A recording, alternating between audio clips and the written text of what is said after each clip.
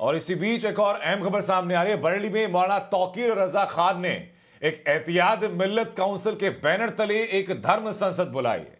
Corona संक्रमण के बीच बिना मास्क के हजारों की संख्या में लोग बिना मास्क के, बिना सोशल डिस्टेंसिंग के इस्लामिया इंटर कॉलेज के मैदान में जुट गए हैं। अब आप कोरोना का पहला एक फेज याद कीजिए, पहली लहर याद कीजिए, वहां पर भी एक धार्मिक संस्था के ऊपर ऐसे ही आरोप लगे थे कि धार्मिक संस्था ने कोरोना काल में बिना किसी इंतजाम के, बिना मास्क के, बिना सोशल डिस्टेंसिंग के हजारों लोगों को एक जगह इकट्ठा किया था। अब फिर वही चीजें सामने आ रही हैं। एक तरफ लगातार सवाल उठा रहे हैं कि आप कोरोना काल में लोगों को संयमित रहने की जरूरत है, सोशल डिस्टेंसिंग का पालन करने की जरूरत है, मुंह पर मास्क कर रखने की जरूरत है, जितने कोविड प्रोटोकॉल्स हैं हर प्रोटोकॉल को फॉलो करने की जरूरत है। और हमारे सहयोगी आशीष गुप्ता इस वक्त हमारे साथ जुड़ चुके हैं। आशीष, क्या और जानकारी फिलहाल सामने है, क्या तस्वीरें सामने है वहां पर? देखिए अनंत, आपको बताना चाहूंगा कि बरेली में आज ये इत्तेहाद मिल्लत काउंसिल के राष्ट्रीय अध्यक्ष मौलाना तौकीर रजा खान की तरफ से ये धर्म संसद बुलाई गई थी और ये सभी रोष में थे। जो हरिद्वार में धर्म संसद बुलाई गई थी उसको लेकर इनका कहना यह था कि 20-20 हजार की संख्या में मुस्लिम से इकट्ठा होंगे हर जुमे को, और वो ये इस बात की ऐलान कर रहे हैं कि सरकार अगर मुसलमानों को इतना गलत समझती है तो उनको किसी भी तरह से वो दंड दे दे, किसी भी तरह से उनको पनिशमेंट दे सकती है। और इसी को लेकर ये धर्म संसद बुलाई गई थी और प्रशासन की तरफ से आपको बता दूं कि केवल 300 लोगों की अनुमति दी गई थी, लेकिन बड़ी संख्या में न केवल यहाँ पर लोग जुटे बल्कि कहीं पर भी सोशल डिस्टेंसिंग और मास्क पहने हुए लोग दिखाई नहीं दिए। जी अनंत। लेकिन धर्म संसद की जरूरत क्या है? इससे पहले हरिद्वार में धर्म संसद भी, उसको लेकर लगातार सवाल उठाए गए। अब बरेली में धर्म संसद बुला ली गई ऐसे वक्त में, जबकि लाखों की तादाद में रोजाना नए मरीज मिल रहे हैं कोरोना के, धर्म संसद क्यों बुलाई गई है? देखिए अनंत, चूंकि उत्तर प्रदेश में चुनाव है और उत्तर प्रदेश के रास्ते से ही दिल्ली की गद्दी का रास्ता तय होता है। मैं वापस आपके पास लौट रहा हूं। इस वक्त तौकीर रजा खान हमारे साथ खुद जुड़ चुके हैं।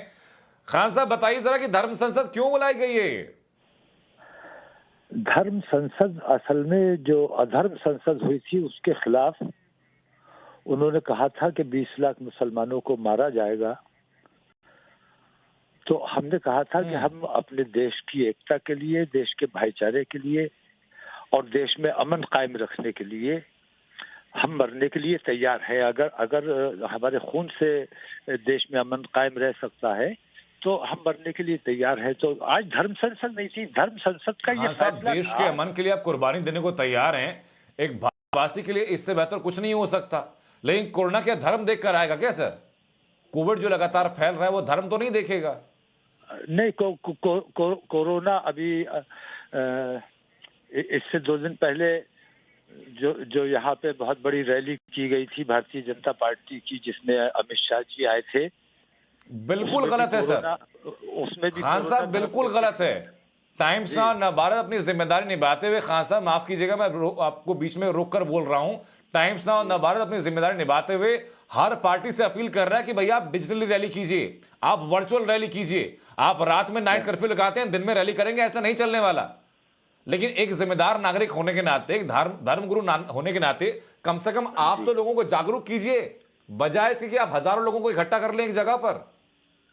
नहीं, हम कोरोना की गाइडलाइन का भी हमने बार बार ऐलान भी किया है और वहाँ मास्क भी बांटे गए।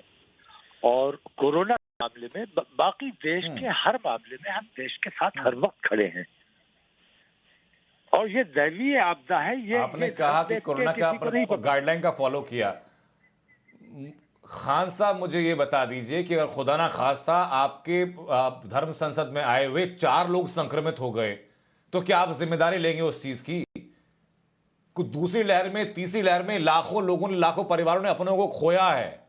अगर आपकी धर्म संसद में ऐसी घटना घट गई तो क्या आप जिम्मेदारी लेंगे इस चीज की?